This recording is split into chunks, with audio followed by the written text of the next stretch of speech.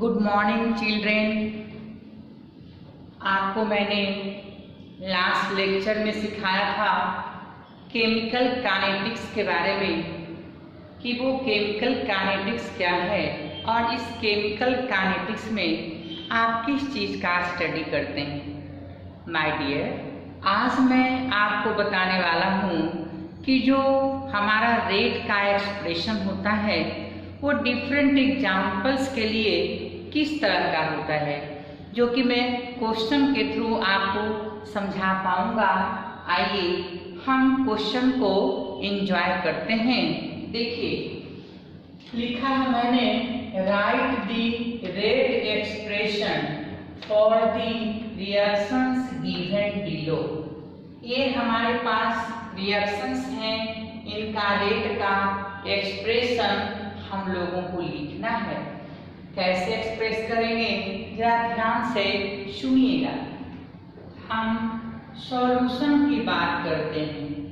आपको यहाँ पर सबसे पहले हम ए नंबर एक्सप्लेन करेंगे, बाकी जो 3 क्वेश्चन होगा वो आपको खुद घर पे सॉल्व कर लेना है, एक्सप्रेस कर लेना है। आइए देखिएगा, यहाँ 10 इलेक्ट्रॉन है। इलेक्ट्रॉन से हमें मतलब नहीं है, H+ से मतलब है और इससे मतलब है, तो हम लिखने वाले हैं रेट का एक्सप्रेशन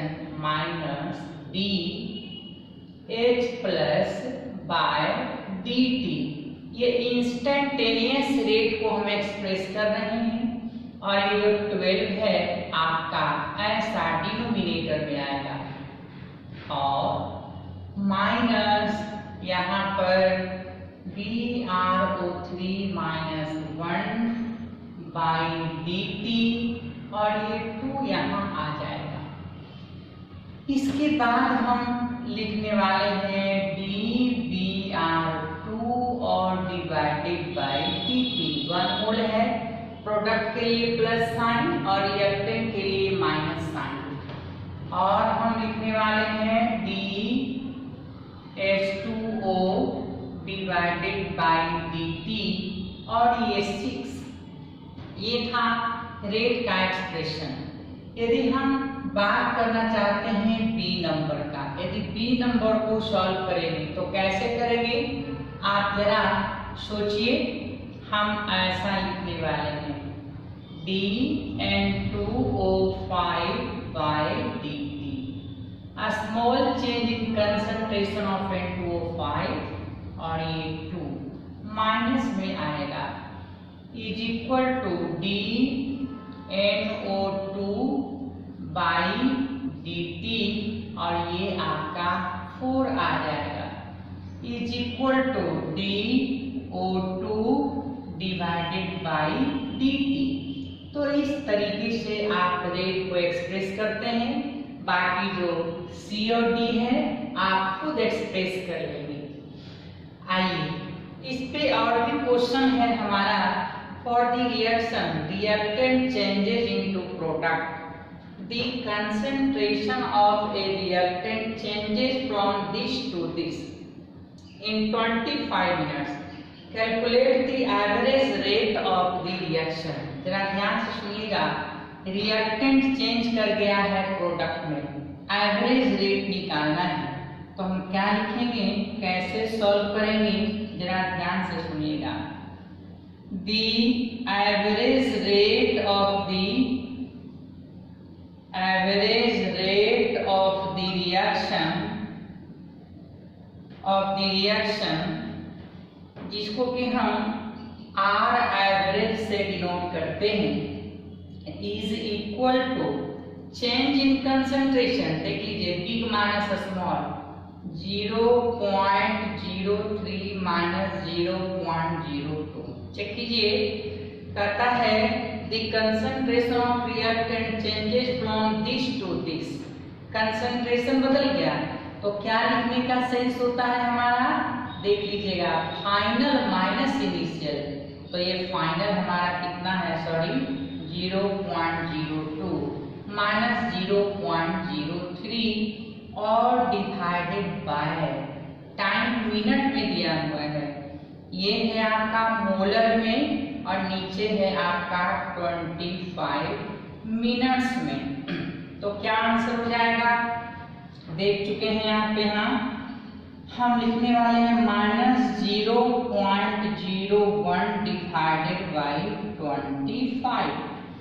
अब देखिए हम ऊपर में 100 से मल्टीप्लाई कर सकते हैं, नीचे भी 100 से मल्टीप्लाई कर सकते हैं। तो क्या हो जाएगा, ये आ जाएगा 4, यानी कि आप लिखेंगे -0.0 और देख लीजिएगा 4 डिवाइडेड बाई 100 है, तो एक ही बार हम लिख दे रहे हैं। डिवाइडेड बाई जब 100 लिख देंगे तो 0 यहाँ पे माइनस साइन तो केवल रिएक्टेंट के लिए -0.0004 मोलर पर मिनट, यही हमारा आंसर हुआ। निगेटिव साइन ये शो कर रहा है कि जैसे जैसे हमारा समय बीतता चला जाएगा वैसे वैसे रिएक्टेंट का अमाउंट जो है वो डिक्रीज करता चला जाएगा। तो माय डियर, आपको इस तरह का क्वेश्चन बनाने में कोई परेशानी नहीं होगी। आइए, ये बहुत ही इम्पोर्टेंट क्वेश्चन है जिसको आपको अच्छे से सीखना है, जानना है।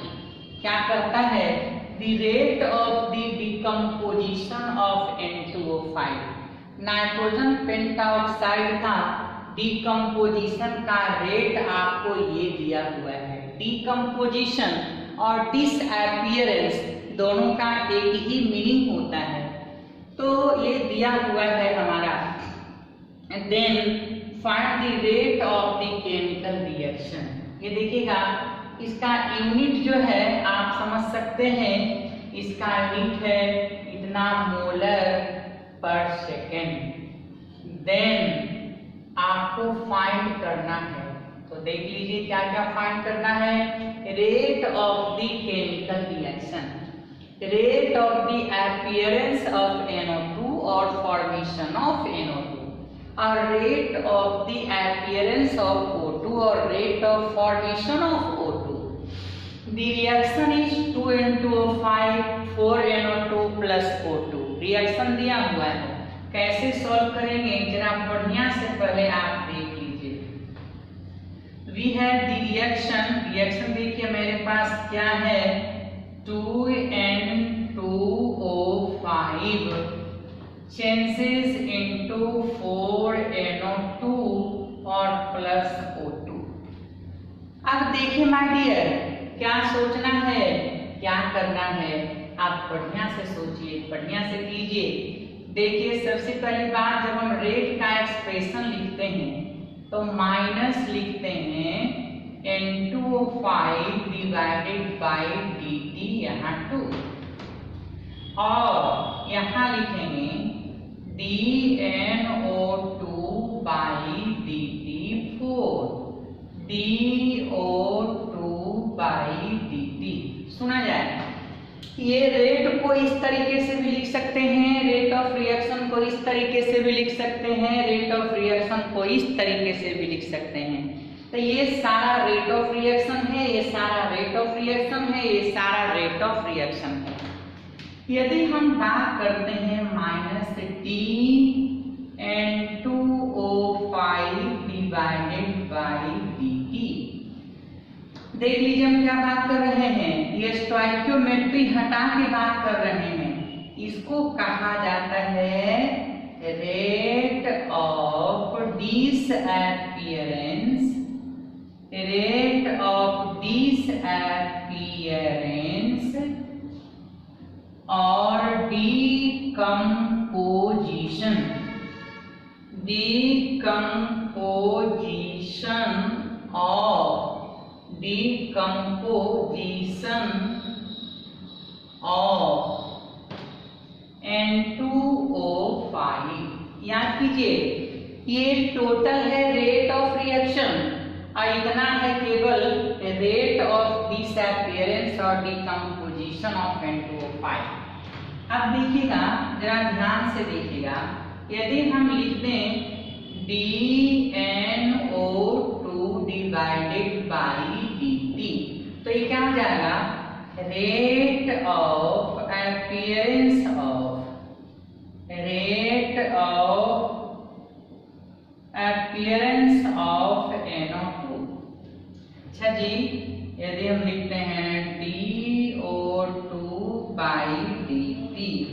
क्या हो जाएगा, rate of appearance of O2।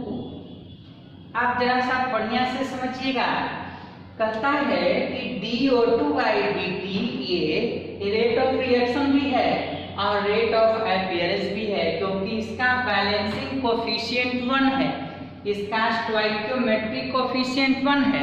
तो जहां पर स्टोइकियोमेट्रिक कोफिशिएंट हमारा 1 होगा, वहां पर रेट ऑफ रिएक्शन और रेट ऑफ फॉर्मेशन या रेट ऑफ रिएक्शन और रेट ऑफ डिसअपीयरेंस, ये दोनों क्या होगा, इक्वल होगा। Remember what I am going to say that in the case of stoichiometry equals to 1, यदि हमारा स्टोइकियोमेट्री बैलेंसिंग कोफिशिएंट 1 होता है, उस हालात में रेट ऑफ अपीयरेंस और रेट ऑफ रिएक्शन दोनों सेम चीज हो जाएगा, या रेट ऑफ डिसअपीयरेंस और रेट ऑफ रिएक्शन दोनों सेम चीज हो जाएगा, मगर कब, जब बैलेंसिंग कोफिशिएंट 1 होगा तब। यदि बैलेंसिंग कोफिशिएंट 1 से कुछ अलग है, then in that case I just assure you the rate of the chemical reaction, the rate of the appearance and the rate of the disappearance will be the different things। तो आइए यहाँ पे कुछ relations आपको मिलने वाले हैं, जरा ध्यान से सुनिएगा। यदि इस रिएक्शन की बात करते हैं तो ये हमारा -DN2O5/dt इंटू T, ये हो जाता है हमारा रेट ऑफ द रिएक्शन। यदि हम बात करते हैं -DNO2/dt और यहाँ पे हमारा हो जाता है 4, तो ये है रेट ऑफ द रिएक्शन। यदि हम लिखते हैं -DO2/dt तो ये हो जाएगा rate of the reaction. My dear, अब आपको ये क्लियर हो रहा होगा कि रेट ऑफ रिएक्शन अलग चीज है, रेट ऑफ अपीयरेंस अलग चीज है, रेट ऑफ डिसअपीयरेंस अलग चीज है। इत्तफाकन rate of appearance rate of reaction के बराबर हो जाता है, मगर कब, जब बैलेंसिंग कोफिशिएंट 1 होता है तब। रेट ऑफ डिसअपीयरेंस हमारा रेट ऑफ रिएक्शन के बराबर हो जाता है, कब, जब बैलेंसिंग कोफिशिएंट 1 हो जाता है तब। तो आइए, ये क्वेश्चन बड़ा ही इम्पोर्टेंट है और एक बार जेईई में इसी आधार पे क्वेश्चन पूछा गया है। आपके एनसीईआरटी में इस चीज को एक्सप्लेन किया गया है कि क्या आप rate of reaction, rate of appearance और रेट ऑफ डिसअपीयरेंस का टेक्निकल मीनिंग समझते भी हैं या ना समझते हैं। तो आइए, हमने आपको बताया ये रेट ऑफ रिएक्शन लिखा हुआ है, मगर यदि हम इस पार्ट की बात करें 2 हटाकर, तो rate of disappearance of N2O5, rate of appearance of NO2 और rate of appearance of O2। Rate of appearance of O2 और रेट ऑफ रिएक्शन ये दोनों एक ही चीज है माय डियर, मगर कब, जब बैलेंसिंग कोफिशिएंट 1 हो जाता है तब। अच्छा, अब हम प्रॉब्लम सोल्व करते हैं। हमारा क्वेश्चन में दिया हुआ है the rate of the decomposition of N2O5। देख लीजिए, यही है -DN2O5/dt, रेट ऑफ डिसअपीयरेंस और डिकम्पोजिशन ऑफ N2O5 मेरे को दिया हुआ है कितना, 2 × 10⁻⁵। हमें क्या फाइंड करना है, rate of appearance of NO2 और देख लीजिए यहाँ क्या क्या, rate of chemical reaction, rate of appearance of NO2 और rate of appearance of O2। तो देखिए, rate of appearance of NO2 मुझे फाइंड करना है, ये भी फाइंड करना है, और रेट ऑफ द रिएक्शन मुझे फाइंड करना है। अब जरा देखिए हम क्या लिखने वाले हैं। अकॉर्डिंग टू क्वेश्चन, बड़ा ही आसान सा है। आप ऐसा लिखने वाले हैं, चेक कीजिएगा,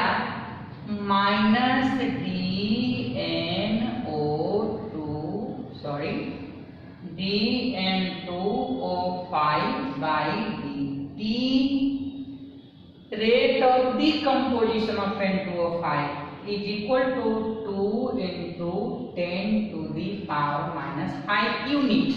ये दिया हुआ है आपको, यूनिट जानते हैं आप।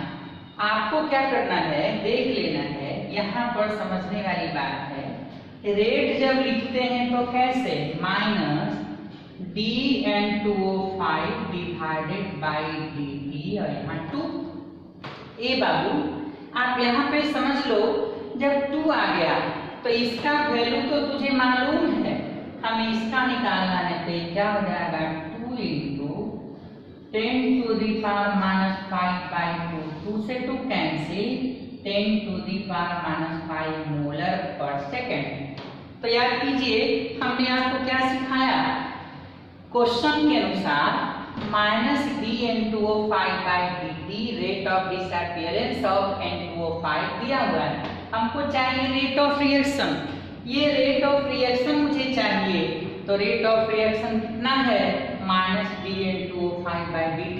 ये गिवन है, 2 से डिवाइड करके आपने रेट ऑफ रिएक्शन कैलकुलेट कर लिया।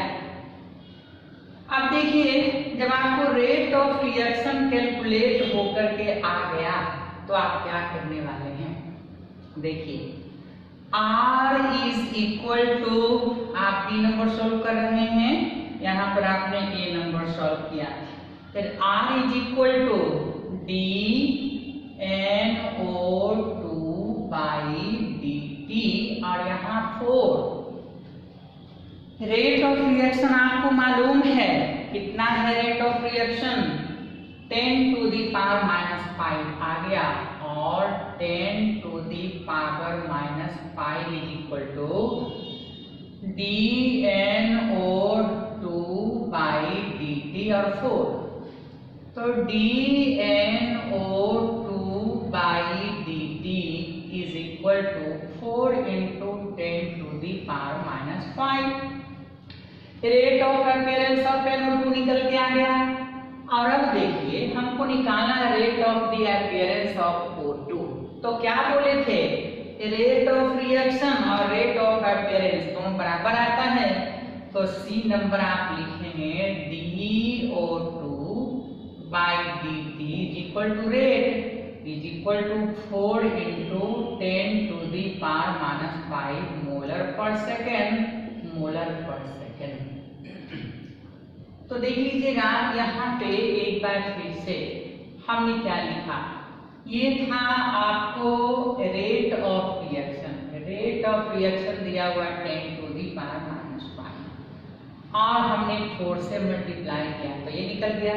और रेट ऑफ रिएक्शन हमको दिया हुआ है 10 to the power -5, तो DO2/dt is equal to 10 to the power -5 molar per second. So this is your all about the rate of the chemical reaction। और अब हम आपको बताने वाले हैं, यहाँ पर याद रखिएगा कि रेट लॉ क्या होता है। अब इसके बाद बहुत ही इम्पोर्टेंट चीज आपको सीखना है माय डियर, और वो है रेट लॉ। आइए हम रेट लॉ की बात करते हैं, रेट लॉ को कैसे समझते हैं, आइए देखते हैं रेट लॉ क्या होता है।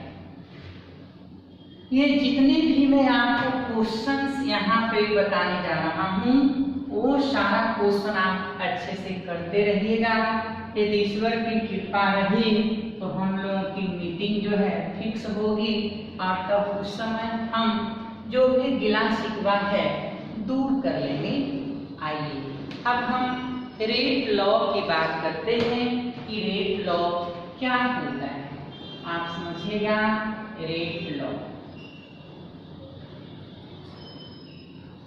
Rate law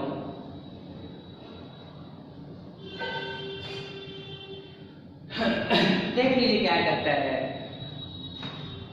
The law states that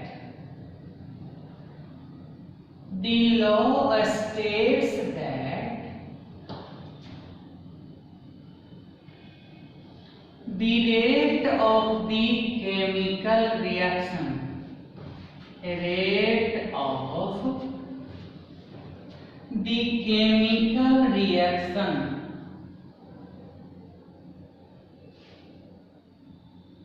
chemical reaction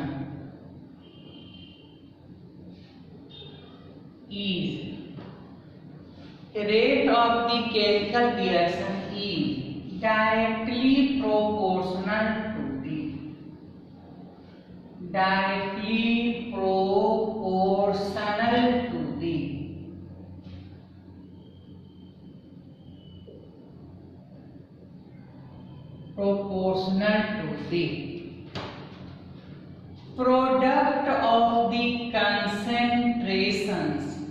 product of the concentrations of the reacting species.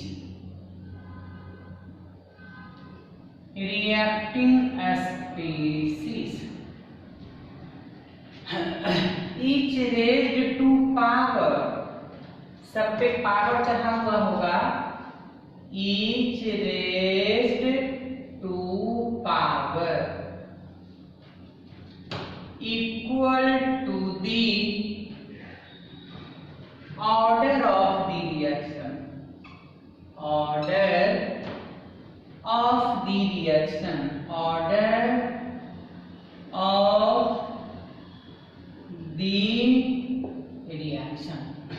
ध्यान से सुनिएगा, बढ़िया से सुनिएगा। ये रेट लॉ क्या करता है? The law states that the rate of the chemical reaction, किसी भी chemical reaction का जो रेट होता है, is directly proportional to the product of the concentrations of the reacting species. यानी कि reactant each raised to power, और सभी के ऊपर पावर चढ़ा हुआ होगा, यह पावर ऑर्डर ऑफ रिएक्शन के इक्वल होता है, ऑर्डर ऑफ रिएक्शन के बराबर होता है।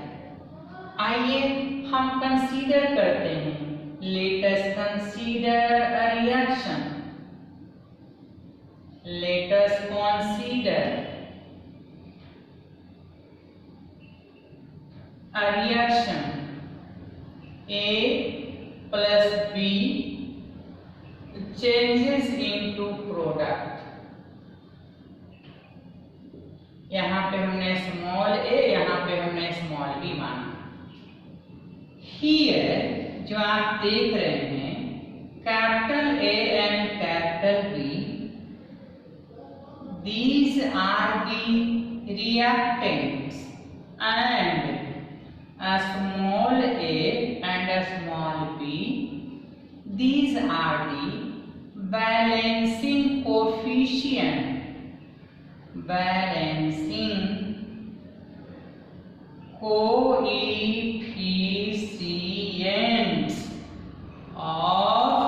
a and b। याद कीजिए, अब हम क्या लिखने वाले हैं? According to rate law. जो रेट लॉ हमारा कहता है, क्या कहता है?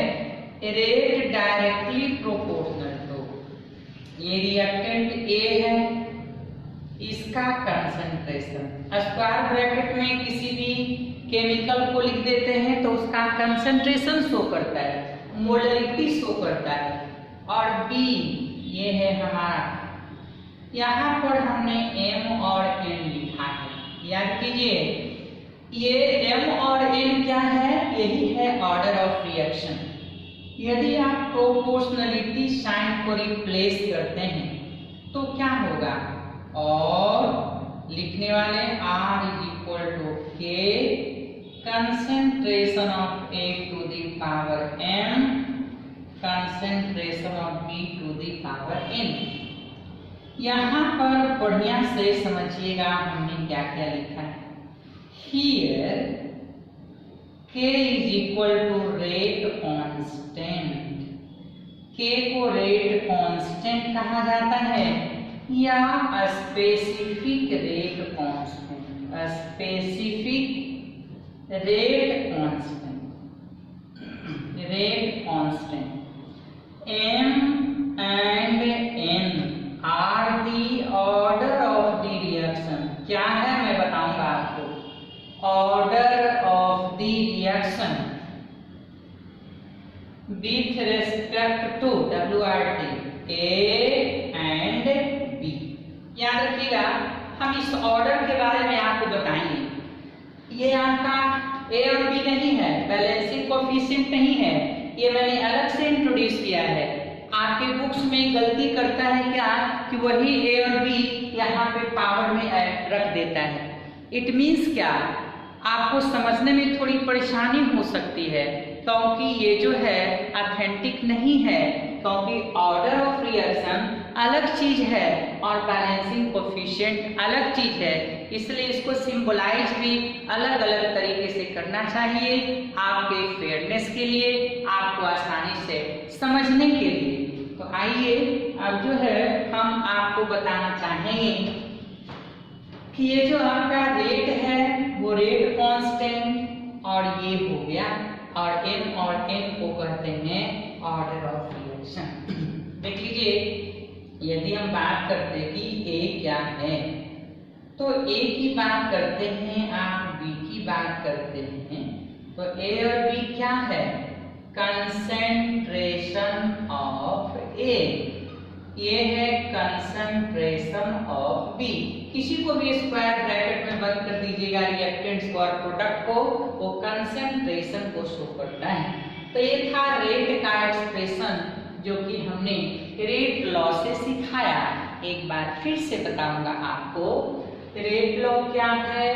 The law states that the rate of the chemical reaction is directly proportional to the product of the concentrations of the reactive species each raised to power equal to the order of the reaction। सबके ऊपर power होता है जो कि order of reaction के equal होता है। Latest consider reaction, और हमने capital A capital B small b इन सबों को सिखाया।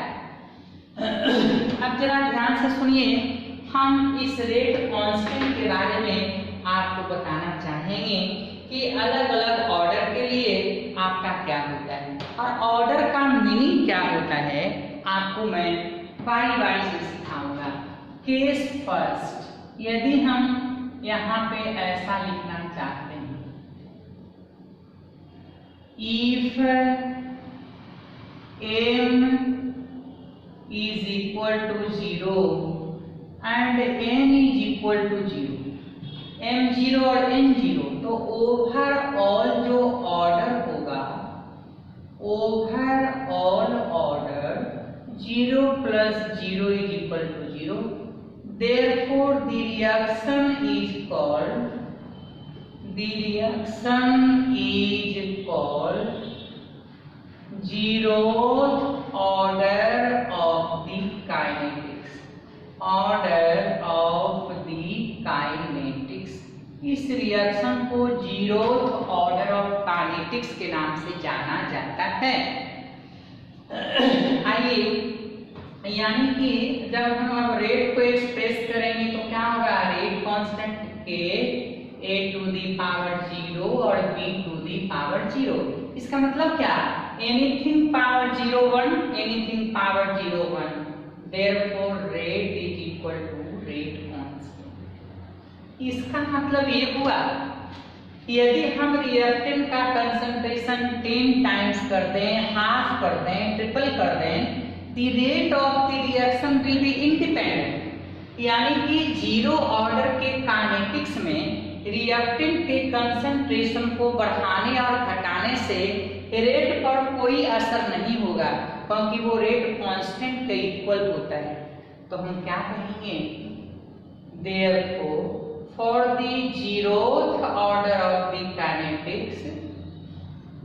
zeroth order of the kinetics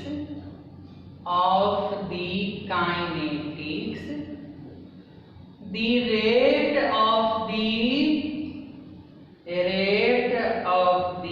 chemical reactions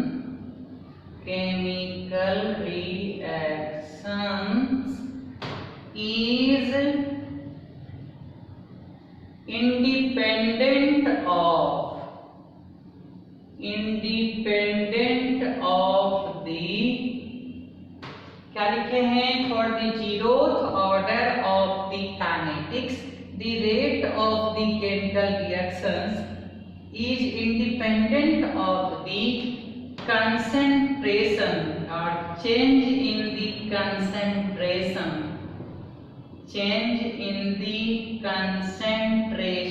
of the reactants reactant का कंसंट्रेशन बदलने से रेट पर कोई फर्क नहीं पड़ने वाला है। इसका मतलब क्या हुआ, यहाँ पर हम लिख सकते हैं here the rate of the chemical reaction